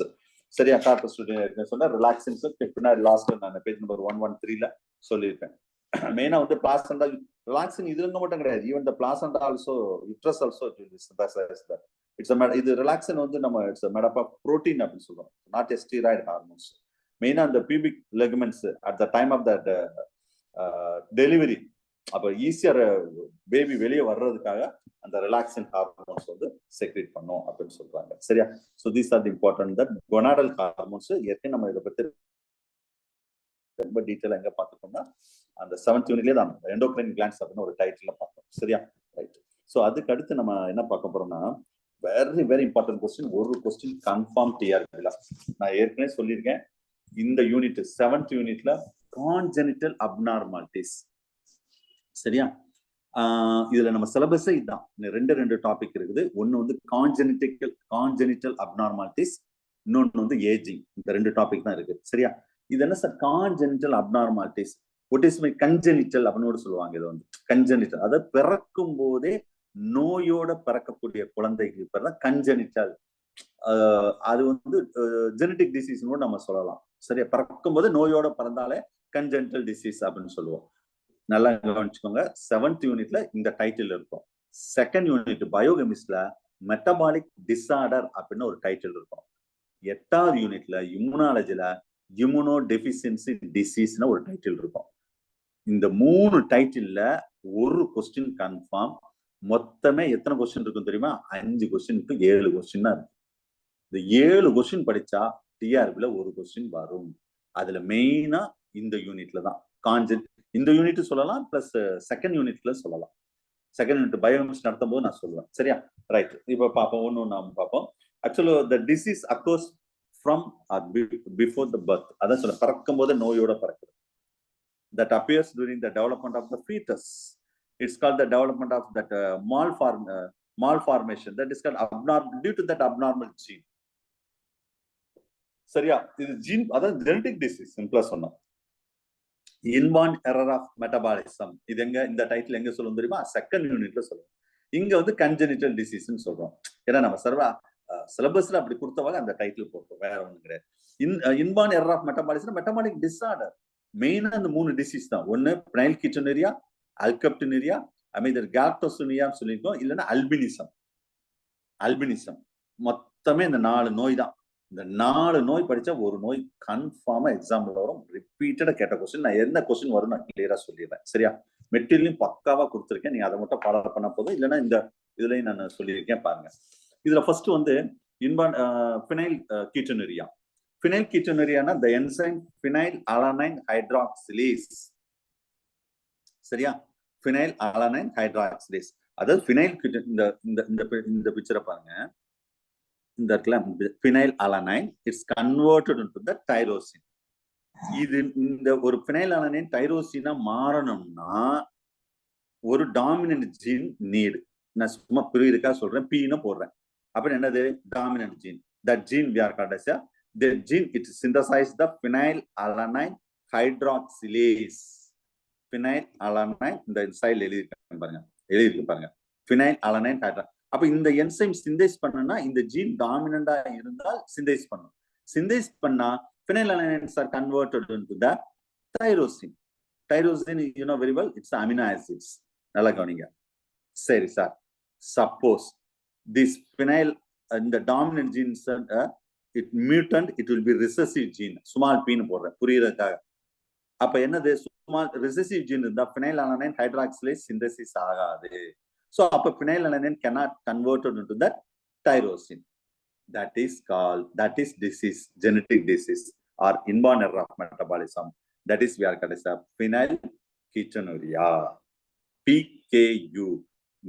CSR ல வெறுமனே option PKU அப்படின்னு மட்டும் கொடுத்துருக்காங்க. நீங்க phenylketonuria அப்படின்னு கொடுப்பாங்கன்னு எதிர்பார்க்க கூடாது. PKUனாவே phenylketonuria. அப்ப இங்க 2 கொஸ்டின் சொல்லியாச்சா? ஃபர்ஸ்ட் திரும்ப சொல்றேன். இந்த கொஸ்டின், இந்த என்சைம் என்ன என்சைம்னு கேட்பாங்க, இந்த டிசீஸ் என்னன்னு கேட்பாங்க. அவ்வளவுதான், முடிஞ்சு வச்சு. எது என்னவா கன்வெர்ட் ஆகும், முடிஞ்சா? ரைட். இது phenylketonuria. ரைட். அதுக்கு அடுத்து நம்ம மெட்டில் உள்ள மாதிரியே சொல்லிடுறேன். அல்கப்டனூரியா. இந்த கீழே இருக்கு பாருங்க. இதான் டிஆர்பில 2019ல கேட்ட question. Alkaptonuria. Alkaptonuria defective is due to the absence of, இந்த இருக்கு பாருங்க, absence of homogentisic acid oxidase. அப்ப எப்பயும் சொல்றதுதான். சரியா? அப்ப என்ன மீனிங்? ஹோமோஜெனடிக் ஆசிட் ஆக்சிடேஸ் அப்படின்னு சொல்றோம் பாத்தீங்களா? அப்ப இது ஒரு டாமினன்ட் ஜீன் இருந்தா இந்த என்சைம் சிந்தேஸ் ஆகும். இந்த என்சைம் சிந்தேஸ் ஆனா நம்மளுக்கு இங்க என்ன நடக்கும் sir? It will B actual to excreted that நார்மலா phenylalanines are converted to tyrosine. Tyrosines are converted that homogenetic acid. இந்த இருக்கு பாத்தீங்களா? ஹோமோஜெனடிக் ஆசிட். நான் ரொம்ப இதுல டீட்டெயிலா இருக்கு, அந்த அளவுக்கு சொல்ல. இது முடிஞ்சோடனே நேரம் இங்க வந்தாச்சு. ஹோமோஜெனடிக் ஆசிட்ஸ். அப்ப இந்த ஹோமோஜெனடிக் ஆசிட்ஸ் வந்து நல்லா கவனிங்க. இது வந்து என்னவா மாறும்னா அசிட்டோ அசிட்டிக். இந்த இருக்கு பாத்தீங்களா? அசிட்டோ இல்லைன்னு எப்படி சொன்னாலும் சரி, இப்படி சொன்னாலும் சரி, மெட்டீரியல்ல வெறும் அசிட்டோ அசிட்டிக் ஆசிட். அப்ப ஹோமோஜெனடிக் ஆசிட் நல்லா கவனிங்க. ஹோமோஜெனடிக் ஆசிட் வந்து homogentisic acid convert that acetoacetic ஆசிட்டா மாறணும்னா என்ன என்சைம், எந்த dominant gene is need, the dominant genes to synthesize the homogenetic oxidase. சரியா? that enzymes are need into that. சரியா? homogenetic acid oxidase is a need. சரி sir, அப்ப இது வந்து ரிசெசிவ் இருந்தால் இந்த என்சைம் சிந்தேஸ் ஆகாது. அப்ப the disease we are called as alkaptonuria. அவ்வளவுதான். 2 கொஸ்டின் சொல்லிட்டேன்னா, ஒன்னு வந்து phenylketonuria கேட்பாங்க, இல்லைன்னா இது இந்த இது phenylketonuria கேட்பாங்க, இல்லைன்னா alkaptonuria.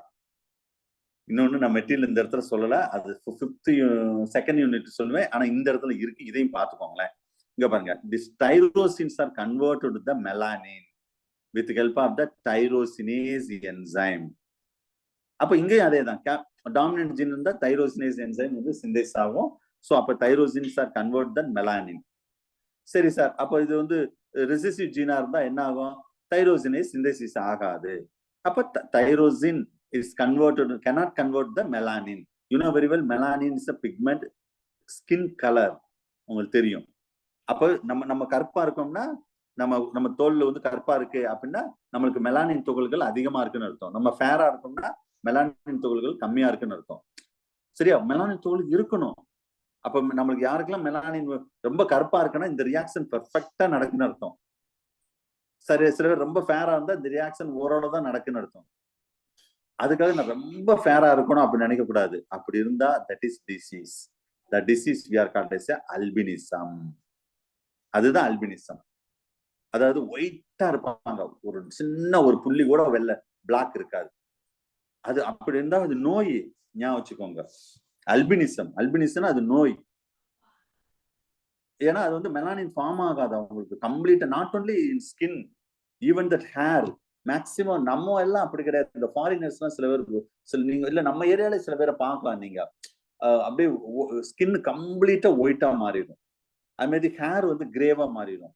அவங்க அந்த ஐப்ரோ எல்லாமே பாருங்க. ஏன்னா ஐப்ரோ அந்த எல்லா இடத்துலயும் நம்ம மெலானின் துகள் இருக்கும், ஹேர்லயும் இருக்கும். அப்ப இந்த மெலானின் பிக்மெண்ட்ஸ் எதுவுமே இல்லைன்னு வச்சுக்கோங்களேன். அப்ப இதுதான் பிரச்சனை. That is called disease. Albinism அப்படின்னு சொல்றது ஒரு ஜெனட்டிக் டிசீஸ். இதெல்லாம் அல்பினிசம், அல்கப்டினுரியா, பினைல்கீட்டோனுரியா, இந்த 3ல இருந்து தான் சார் கொஸ்டின் வரும். நான் திரும்ப திரும்ப திரும்ப சொல்றேன், இந்த 3 மட்டும் நல்லா படிச்சுக்கோங்க. இந்த 3 கொஸ்டின் படிச்சா ஒரு கொஸ்டின் வரும். மெயினா எதுவா மாறும், என்ன என்சைம், அவ்வளவுதான். வேற ஒன்னும் பெருசா கேட்கவே மாட்டாங்க. இந்த யூனிட்ல இல்லையா, செகண்ட் யூனிட்ல கொஸ்டின் இருக்கும். சரியா? ரைட். சோ மத்தபடி இதெல்லாம் சும்மா லைட்டா பாத்துக்கோங்க. கான்ஜெனிட்டல் இதெல்லாம் சும்மா ரீட் பண்ணி, இதுவும் அதுக்கு ரிலேட்டடா உள்ளதான். கான்ஜெனிட்டல் ஸ்பிரோடைட் 2வது ஒன்று சொன்னேன். இது ஹியூமோலைட்டிக் டிசார்டர்னு சொல்லக்கூடியது. சரியா? மோஸ்ட்லி இந்த பைகான்கேவ் ஷேப்ல இருக்கக்கூடியதான். அது சும்மா இதெல்லாம் ஒரு ரீட் பண்ணுங்க சார், ரொம்ப பெருசா இம்பார்ட்டன்ட். அது மாதிரி மில்ட்ராய்ட் டிசீஸ் அட்லீஸ்ட் டைட்டில் மட்டும் தெரிஞ்சுக்கோங்க. ஏன்னா நம்ம இன்பார்ன் எரர் ஆஃப் மெட்டபாலிசம் அப்படின்னு சொல்லும்போது எல்லாம் கன்ஜெனிட்டல் அப்நார்மாலிட்டி சொல்லும்போது டைட்டில் தான், வேற ஒன்றும் இதுல கொஸ்டின் வராது. மில்ட்ராய் இது மோஸ்ட்லி அந்த குரோனிக் ஹெரிடிட்டரி டிசீஸ் தான். இது வந்து ஒடிமான வீக்கம், இந்த டோஸ் லெக்ல எல்லாம் வீக்கத்தை ஏற்படுத்துமா. ஐ மீன் டிஸ்டோபியா. இதுவும் எப்படின்னா, டூரிங் தட் ஃபியூட்டர் லைஃப்ல the kidney will be migrated upward from the level of the second cervical vertebra, the region of the second lumbar vertebra of the embryo. அதாவது அந்த கிட்னி வந்து மைக்ரேட் ஆகும். it failed to upward migration. Actually இது baby develop ஆகும்போது அந்த kidney வந்து migrate ஆகணும். Migrate ஆகாம அப்வர்ட் மைக்ரேஷன் ஆகாம அப்படியே நின்றுச்சுன்னு வச்சோன்னே அது ஜெனட்டிக் டிசீஸ். அதான் டிஸ்ட்ரோபியா அப்படின்னு சொல்லக்கூடியது. அது ஒரு ஜெனட்டிக் டிசீஸ் தான், பிரச்சனை வரும். சரி, அமைதி கன்ஜென்டல் பாலிசிஸ்டிக் கிட்னி, இது வந்து hereditary maldevelopment of one or both kidney, ஒரு கிட்னியோ 2 கிட்னியோட பிரச்சனை வரணும். Kidney contain number of masses, cyst மாதிரி ஃபார்ம் ஆகும் கிட்னில. the cyst content that amber colorல இருக்கும், the pain swelling இதெல்லாம் சிம்டமா இருக்குன்னு சொல்றாங்க. அது மாதிரி ஹைப்பர்ட்ரோபிக், இது வந்து ஸ்டீனோசிஸ், இதுவும் மேலுக்கு மெயினா நடக்கும். ஃபர்ஸ்ட் பாய்ஸ் தான் இது அஃபெக்ட் ஆகும். அந்த வாமிட் சென்சேஷன்லாம் அவங்க அடிக்கடி இருக்குமாமா. சரியா? இதுவும் கிரேட்லி இட்ஸ் நேரோடு, பர்ஃபெக்டா இருக்காது. அந்த பைலோரிக் ஓப்பனிங் அதெல்லாம் வந்து ரொம்ப பர்ஃபெக்டா இருக்காது. இதுவும் one type of that congenital disease தான். சும்மா டைட்டில் மட்டும் தெரிஞ்சுக்காங்க, மற்றபடி இதுல பெருசா ஒண்ணு கேட்கப்படுறது கிடையாது. சரியா? ரைட். ஸோ அடுத்த டைட்டில், லாஸ்ட் டைட்டில் நம்ம என்ன பார்க்க போறோம்னா ஏஜிங். இதுல இருந்து லாஸ்ட் இயரும் ஒரு கொஸ்டின் வந்தது. அதுக்கு முந்தின லாஸ்ட் இயர்லாம் ரொம்ப ஈஸி, நம்ம வெட்டில அப்படியே இருக்கு. அதுக்கு முந்தின வருஷம் அப்படித்தான். சரியா? ஏஜிங்ல இருந்து எப்பயுமே ஏஜிங்ல கொஸ்டின் கேட்கவே மாட்டாங்க. பட் 2001 இருந்து 2017 வரைக்கும் ஏஜிங்ல கொஸ்டின் வந்ததே கிடையாது. பட் 2019 ஒரு கொஸ்டின் கேட்டாங்க, 2021 ஒரு கொஸ்டின் கேட்டாங்க. சரியா? ரைட். ரெண்டுமே ஈஸியானதான், ஒன்றும் பெரிய கிடையாது. சரி. So what is mean by ageing அப்படின்னு சொல்லக்கூடியது. ஸோ ஏஜ்னா ஏஜ் ஆறதான் நம்மளுக்கு உள்ள விஷயம். ஏஜ்ல உள்ள ஃபேக்டர்ஸ் நிறைய, ஏஜ் ரிலேட்டடா உள்ள நிறைய ஃபேக்டர்ஸ் தான் நம்ம ஏஜிங் அப்படின்னு சொல்றோம். சரியா? ரைட். ஸோ இதுல மெயின்ல ஒரு ஏஜ் வந்து ஒரு பெரிய ப்ராப்ளமா இருக்கு nowadays. So as that progressive deterioration that structure as well as function of the cell, tissue, organ and organ system with that advancing that old age. நம்ம ஒரு செல்லுல ஆரம்பிச்சு ஒரு ஆர்கன் வரைக்கும் வந்து ஒன்னொன்னா வந்து ப்ராக்ரெசிவா அது அப்படியே அதோடைய ஃபங்க்ஷனை வந்து இழந்துட்டே வருது. ஸ்ட்ரக்சரும் as well as functionally it will be that கொஞ்சம் கொஞ்சம் அதோடைய ரோலை வந்து இழந்துட்டே வர்றதுதான் நம்ம ஏஜிங் அப்படின்னு சொல்றோம். Study about deals with the process and problem of ageing we are called as gerontology. கேட்கலாம் கொஸ்டின்.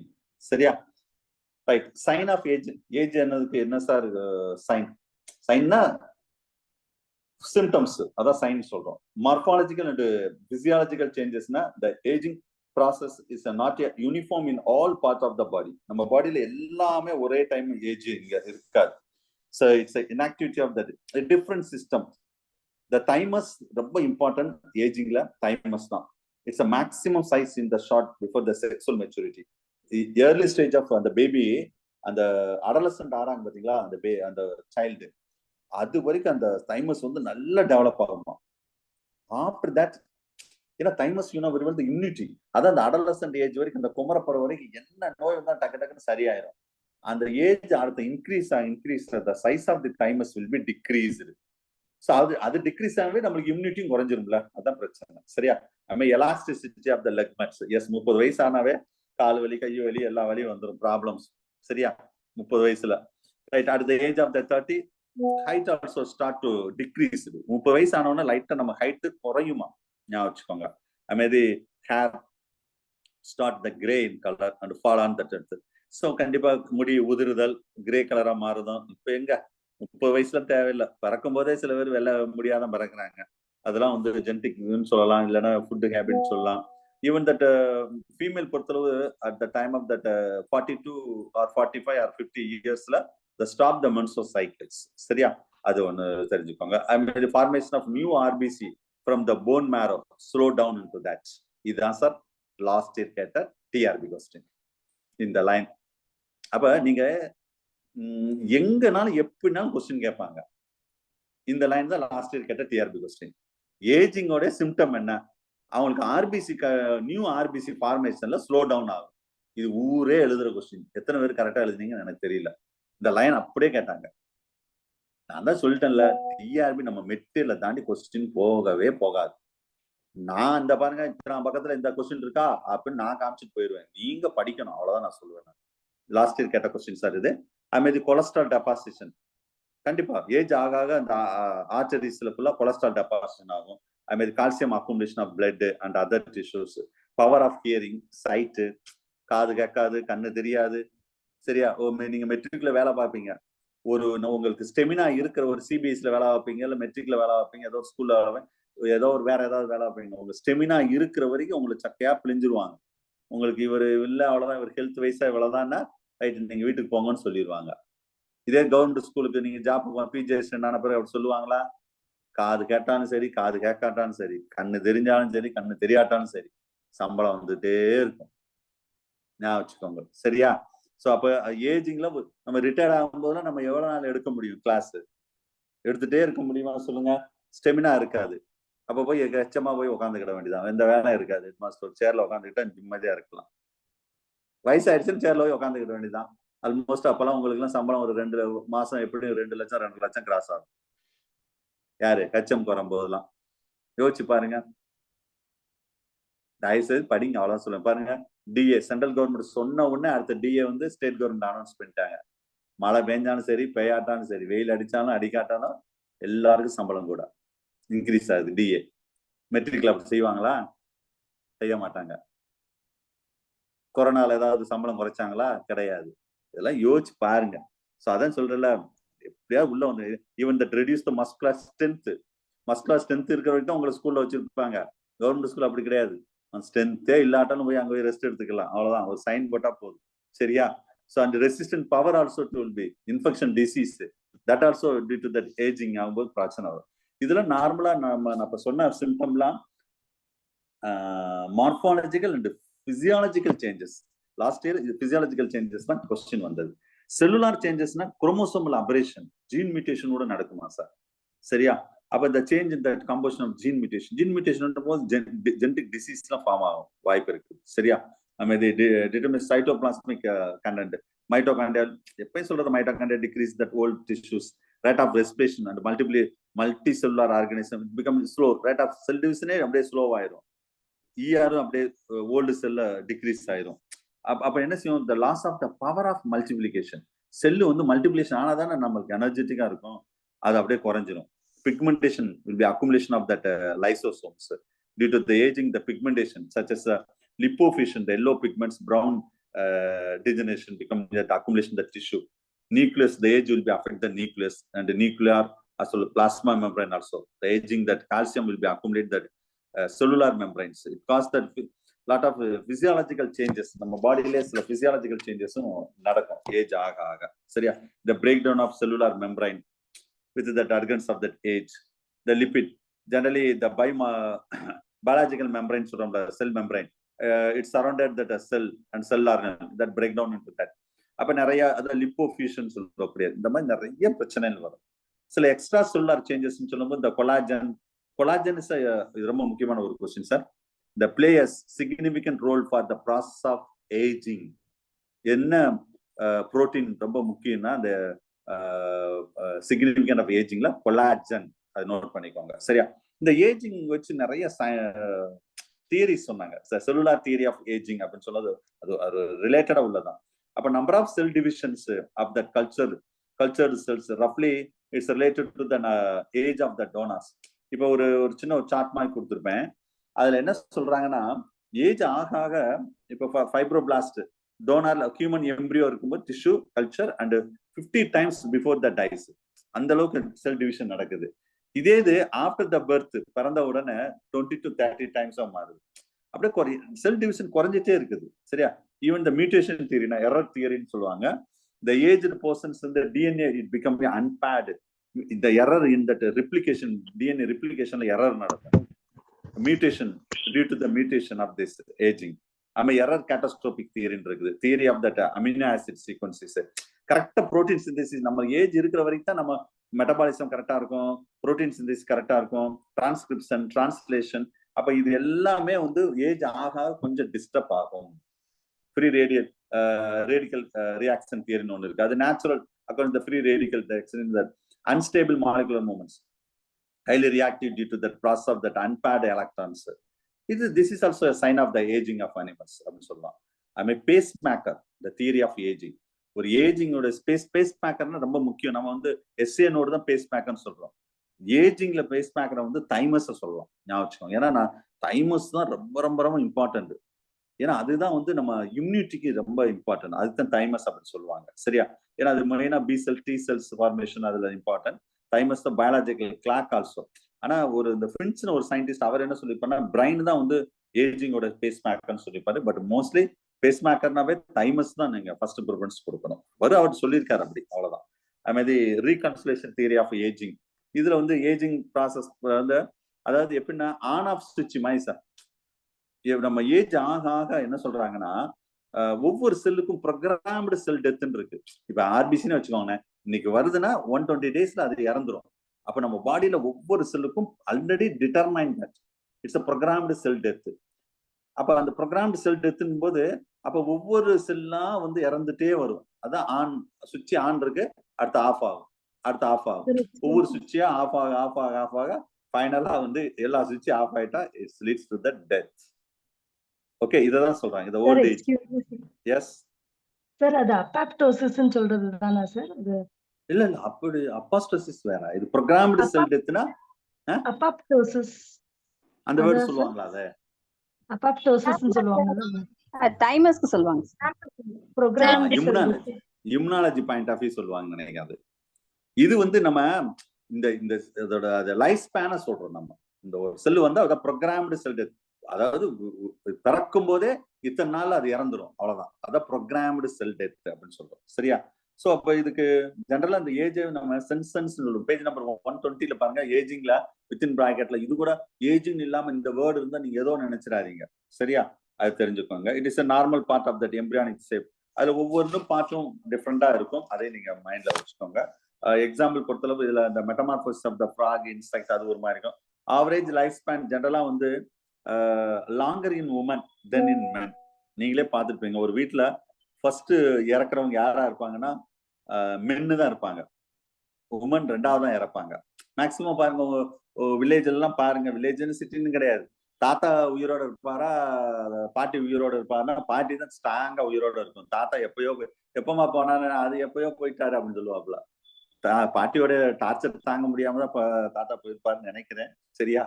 ரைட். எனிவே, சோ அது ரீசன் கிடையாது, சும்மா ஜோக்கா சொன்னேன். The aging process are faster in men than in women. உமனை compare பண்ணும்போது மென்னுக்கு வந்து ஏஜிங் ப்ராசஸ் வந்து ரொம்ப ஃபாஸ்டா நடக்கும்னு சொல்றாங்க. ஒரு இது ஹேண்ட் ரைட்டா நான் கீழே எழுதியிருக்கேன் பாருங்க, இது எக்ஸாம் பாயிண்ட் ஆஃப் இம்பார்ட்டன்ட் தான். வார்னர் சிண்ட்ரோம், இது வந்து சிண்ட்ரோம். இது வந்து எதை சொல்றாங்கன்னா associate with the premature ageing. சில பேர் வந்து ரொம்ப வயசு, அதாவது வயசு ரொம்ப கம்மியா இருக்கும், பாக்குறதுக்கு ரொம்ப ஏஜ்டு பர்சனா இருப்பாங்க. அது வந்து ஒரு சிண்ட்ரோம் சொல்றாங்க. அந்த சிண்ட்ரோம் பேர் என்னன்னா வெர்னர் சிண்ட்ரோம். ஞாபகம் வச்சுக்கோங்க, இது எக்ஸாம் பாயிண்ட் ஆஃப் ரொம்ப இம்பார்ட்டன்ட். சரியா? So these are the important. நீங்க அதான் சொல்லிட்டேன்ல, நீங்க மெட்ரிகுலேஷன்ல சிபிஎஸ்ல வேலை பார்த்தா நீங்க மினிமம் ஏஜா தான் இருக்கும், ஆனா உங்களுக்கு அப்பீரியன்ஸ் எப்படி இருக்கும், ரொம்ப ஏஜா தெரியும். அதே நீங்க கவர்மெண்ட் ஸ்கூல்ல வேலை பாருங்க, 50 வயசு ஆனாலும் 30 வயசு தான் ஆகுதா அப்படின்னு கேட்பாங்க. அவ்வளவு ஹாப்பியா இருக்கலாம், பாத்துக்கோங்க. சரியா? Right. So these are the important points about aging. Next 120 page number 120லயும் அதே தான் நான் திரும்பவும் சொல்லியிருக்கேன், அது ஜஸ்ட் நீங்க கோ த்ரூ பண்ணிக்கோங்க. இது வேற ஒரு புக்ல உள்ளது. ஏஜிங் ஜெரண்டாலஜி, அதை பத்தின ப்ரோக்ராம்டு செல் டெத். அதுல அந்த நம்பர் ஆஃப் இந்த லாஸ்ட் இயர் கேட்ட கொஸ்டின் 4வது பாயிண்ட்லயா எத்தனை பாயிண்ட் இருக்கு, அந்த volume of blood will be decrease, RBC synthesis will be decreased அப்படின்னு இருக்கா. RBC synthesis will be decreased. So இது 5வது பாயிண்ட்ல இருக்கு நினைக்கிறேன். எஸ், பேஜ் நம்பர் 120ல 5வது பாயிண்ட் பாருங்க. இதை லாஸ்ட் இயர் கேட்ட டிஆர்பி கொஸ்டின். அங்கேயும் நான் சொல்லியிருக்கேன், இங்கேயும் வந்தது, இந்த லைன் அப்படியே வந்துருது. சரியா? ஸோ பார்த்துக்கோங்க, வேற ஒன்றும் இல்லை, பெருசா ஒன்று கிடையாது, ஏற்கனவே சொன்னதே தான் வரும். காஸ் ஆஃப் ஏஜிங்னா அதுல இன்னொன்னு இதுல ஒரு கான்செப்ட் இருக்கு. குரோமோசோம் ஒரு இந்த இருக்கு பார்த்தீங்களா, இந்த குரோமோசோம்னா டிப் ஆஃப் த குரோமோசோம் பேர் நம்ம டீலோமியர் அப்படின்னு சொல்லுவோம். யூஜிடிஆர்பில கேட்ட கொஸ்டின் சார்.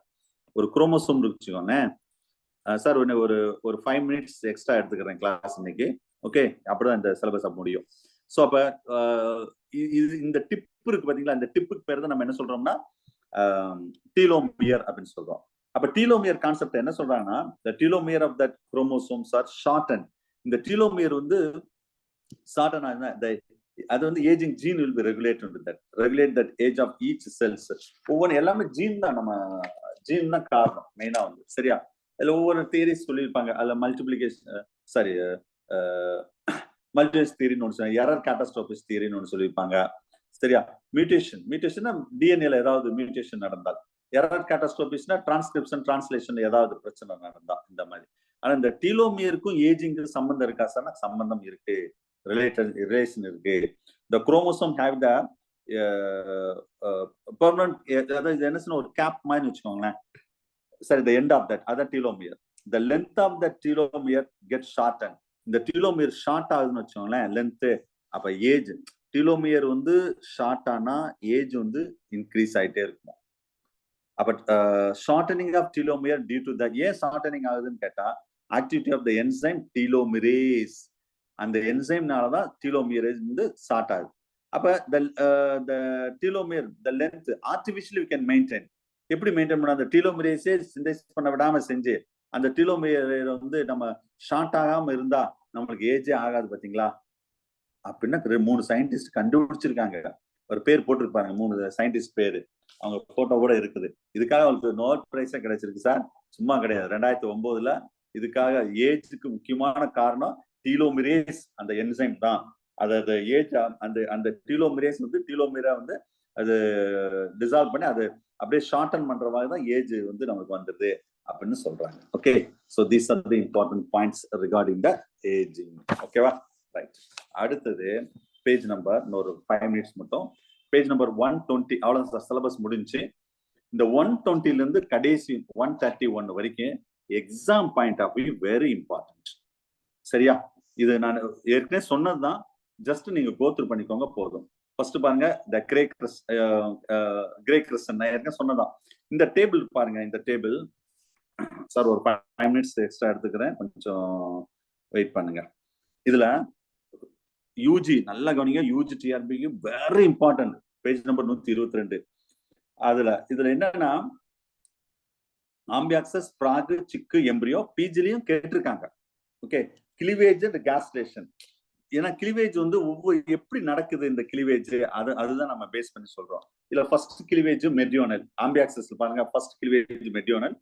பேஜ் நம்பர் 122ல பாருங்க, second cleavage meridional, third latitudinal, fourth meridional, fifth latitudinal, sixth மெரிடியோனல்.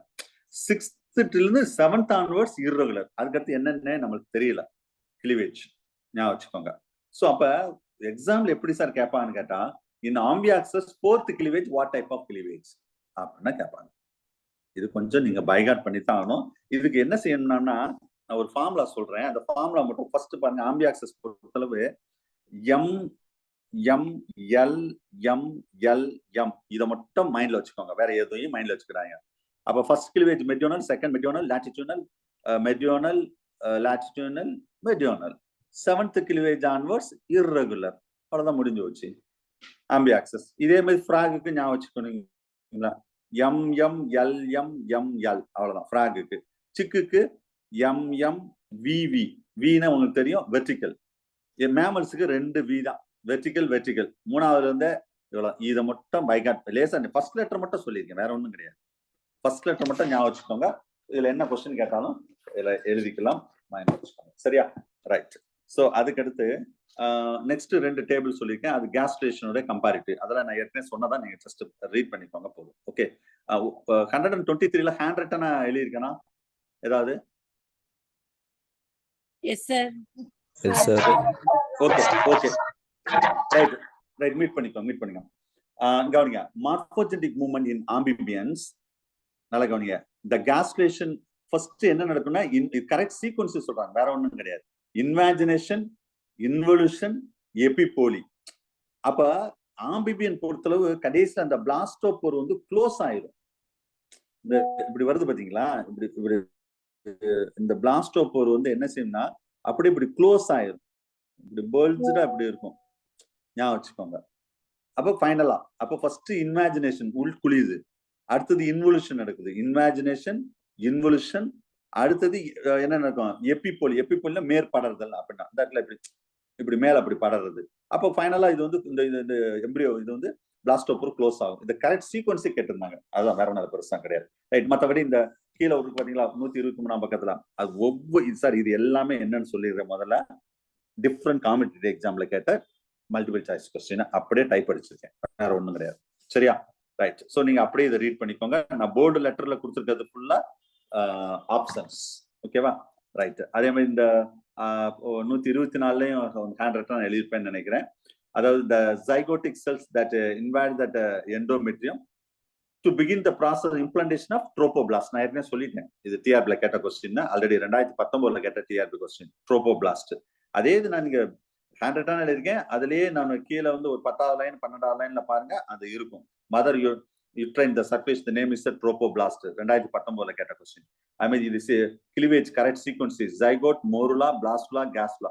நீங்க இதை அப்படியே ஃபுல்லா ரீட் பண்ணிக்கோங்க சார். இல்ல நான் பண்ணணும்னா ரீட் பண்ணி டயத்தை வேஸ்ட் பண்ண விரும்பலாம். இது எல்லாமே காம்படிட்டிவ் எக்ஸாம்ல கேட்ட கொஸ்டின். அவ்வளவுதான். இது 124ஆம் பக்கம் 23ஆம் பக்கம் அந்த கொஸ்டின் தான் அப்படியே டைப் அடிச்சிருக்கேன். சரியா? சோ இதை நீங்க அப்படியே கடைசியில கோத்ரூ பண்ணிக்கோங்க. அடுத்த 125, 26, 27, 28 இதெல்லாம் வந்து இவ்வளவு லாஸ்ட் வரைக்கும் கடைசி வரைக்கும் 131 வரைக்கும் இதுனா வரைக்கும் நம்ம பார்த்த ஒரு hint, important point, exam point of view சில இம்பார்ட்டன்ட் பாயிண்ட்ஸ் மட்டும் அதை நான் கொடுத்துருக்கேன். நீங்க அதையும் நீங்க என்ன செய்யலாம், கோத்ரூ பண்ணிக்கோங்க. அவ்வளவுதான். சரியா? So that's all about that syllabus for the 7th unit. Okay, so 7th unit இதோட முடியுது. So நீங்க ரிமைனிங் போர்ஷனை வந்து நீங்க படிக்க வேண்டிய விஷயங்கள் நான் அதெல்லாம்